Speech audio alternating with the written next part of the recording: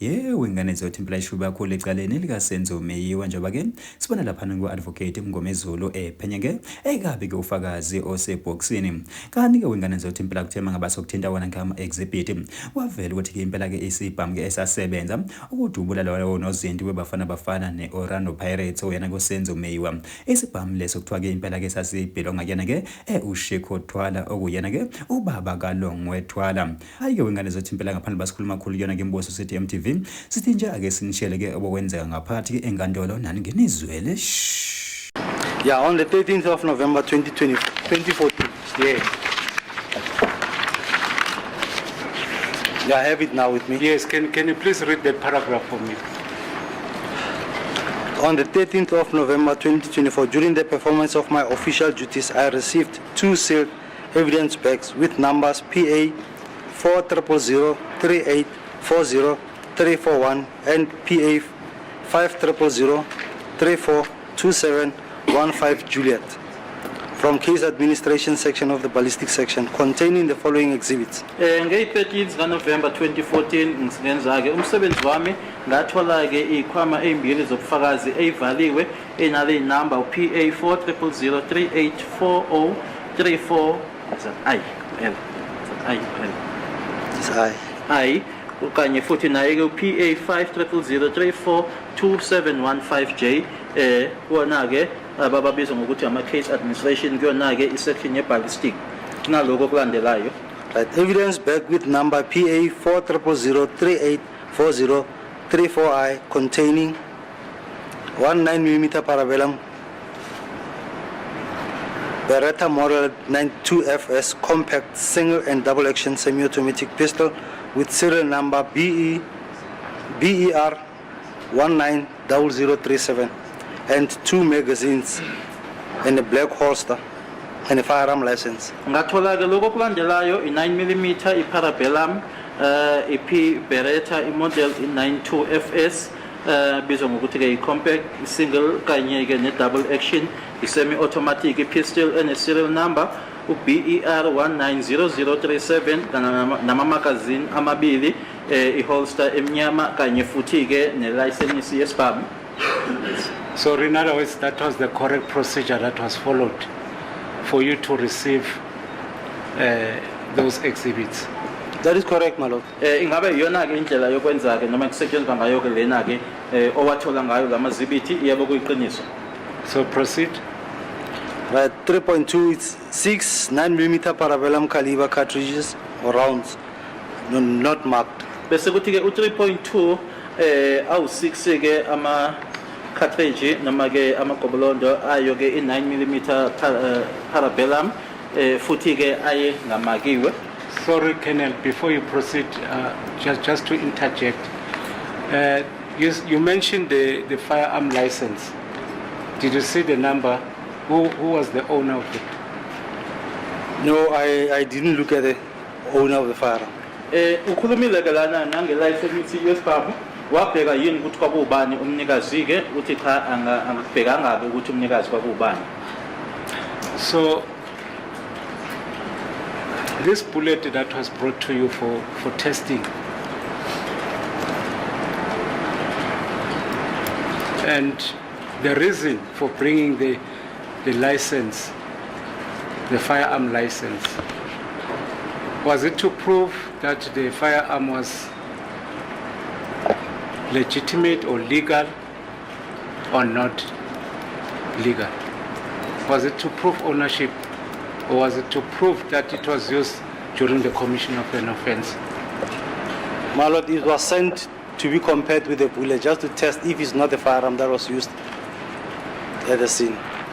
Manje ke lenhlamvu ke owayithunyelwa ke ukuthi uyivivinyeke kanye futhi nayo ke ilicense kwakuyini ke kwakuwukuthi ke ubheke ukuthi isibhamu esemthethweni yini noma kwakuyini inhloso kwakubheka ke ukuthi ke kwakuyisona yini noma kungasona yini isibhamu leso esasetshenziswa ke yona ke indawo yesigameko.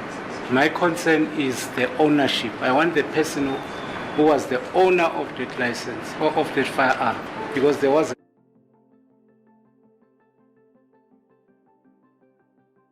a license My lord, there was license with it, but I didn't look at the license. I didn't look at the owner of the firearm. My concern was to compare the firearm with the bullet, but not to know who the owner is. Normally when we work on exhibits, we receive exhibits, we work on those exhibits, we don't even know who the owners of those firearms are. Manje ke mina ke ungihluphayo lana ke ukuthi kwakune license eyayikhona ke lapha yana ukuthi ke kwakubani umnikazi waleso sibhamu. Okwami ke yebo ngiyashoka ukuthi yayikhona kodwa ke okwami akusikhona ke ubheke ukuthi umnikazi ubani umnikazi ukuthi ke ngenze lokho engicela ukuthi ngikwenze.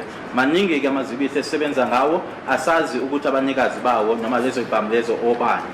Were any photos that were taken when you received those exhibits? Did you take any photos or any person took photos on those exhibits, including the license? No, we don't take photos of exhibits that we receive. Ingaba sikhona yini ithombe ke tsala umazibiti lawo noma lobo bufakazi lobo obusebenza ngabo kanye futhi nayo ke leyo license leyo cha asiyithathi ke ithombe zobufakazi esisebenza ngabo. My lord, may I approach my colleague Advocate Baloyi? Yes.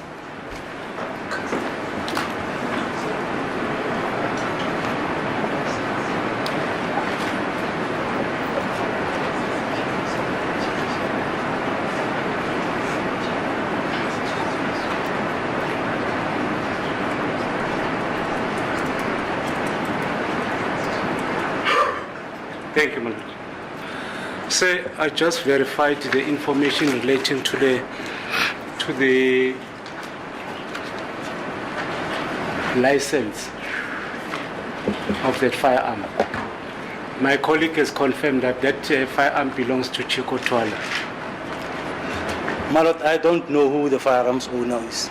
Kodwa ke ukhuluma manje ke nomshushisi uyavuma ke ukuthi leso sibhamu leso kwakuyisibhamu sika Chico Twala uthi mayiphendula ke angazi ukuthi kwakuyisibhamu sikabani. This one bothers me because Chico was not in the crime scene when this offense was committed.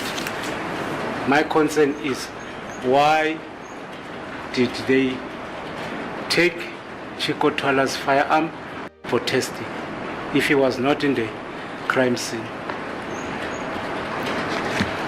That's what bothers me, because you said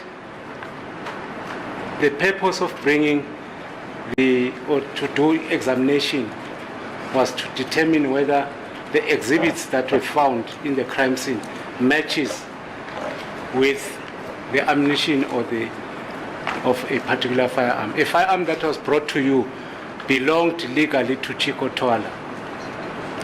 My question is, if Chico Twala was not in the crime scene, or maybe let me reserve it for Kininda. I'll reserve it for Kininda, that question. My lord, I do not know who the owner of the firearm is, and it's not the only firearm that I have received to compare with this bullet. Okungihluphayo ke lana ukuthi ke uChico Twala ke ngathi ke kwenzeka isigameko lesike wayengekho ke lapho sengihlushwa ke ukuthi ke ngoba ushilo ke ukuthi ke inhloso ukuthi ke uqhathaniseke ukuthi ke leyo nhlamvu leyo wayithola iyahlangana yini nesibhamu leso bese ngishilo ke ukuthi angimazi umnikazi futhi akusona kuphela ke isibhamu engasithola ke leso ukuthi ngiqhathanise naleyo nhlamvu leyo. But what can associate Chico Twala with the testing of that firearm is the presence of Longwe at the crime scene when Senzo was shot. That's how they are linked, Chico and Longwe. Chico is the father to Longwe. And there's a theory that I'm going to prove it later on, that Longwe is the one who fired a shot to Senzo Meyo. So I just want to know. My lord, I cannot comment on that one, because as I said, this is not the only firearm that they have sent for analysis or to compare with this bullet. There's other firearms that I have compared with this, and they were all negative with the bullet. Mina ke ngakutshela kona ke kodwa phela ke ongahlanganisa ke uChico nendawo ke yesigameko indodana yakhe ke ekuwulongwe Twala futhi ke ngizokuveza ke lokho kamuva ke ukuthi ke uyena ke ulongwe owadubula ke lapho kwase kushayeka yena ke uSenzo masephendula ke ufakazi uthi cha angimazi-ke umnikazi waleso sibhamu noma akukho engakusho kulokho futhi-ke isona-ke phela isibhamu leso esathunyelwa kumina ukuthi ngisibheke noma ngiqhathanise futhi-ke zonke-ke kwatholakala ukuthi-ke zi-negative. In answering your question, or to address you on the aspect of this is not the only firearm that you are giving evidence on this particular firearm. I'm not asking you about other firearms. I'm mainly concerned about your evidence here, sir. Yeah, my lord, the question was specifically this firearm, who is the owner? But I said I don't know the owner, but why is this firearm sent to you? I said this is not the only firearm, there are other firearms. Why is this not the same question with the other firearms, that why are all these firearms sent to be compared if their owners were not at the scene? Lana-ke bengiphendula-ke umbuzo ongibuza wona-ke ukuthi kwakungani-ke ukuthi-ke kuthunyelwe lesi sibhamu kuwena-ke yila engiphendula khona-ke ukuthi-ke angimazi umnikazi angazi futhi akusona kuphela-ke isibhamu esathunyelwa kumina-ke yingani-ke loyo mbuzo loyo ungawubeki-ke nangezinye iy'bhamu lezi engithi nazo zathunyelwa kumina. Okay, it's fine. I'll do so as you so please. But let me just put it this way. Let me just address this part. At this time, on the 3rd of November 2014, Brigadier Kininda was not the investigating officer in this case. Do you know that? Yes, I know that, my lord. 2014. Okay. Ngazo i-3 November-ke kuyena-ke u-2014 uyakwazi ukuthi-ke uBrigadier Ginyine kwakungasiyena-ke umphenyi waleli cala, yebo ngiyakwazi lokho. And what I've noted, the correct procedure was followed. You received the exhibit from the case administration, you did the testing and the examination of the firearm. As a result, the results were negative. I'm happy about that evidence. And the fact that I have to emphasize, Brigadier Kininda was not an investigating officer at that time.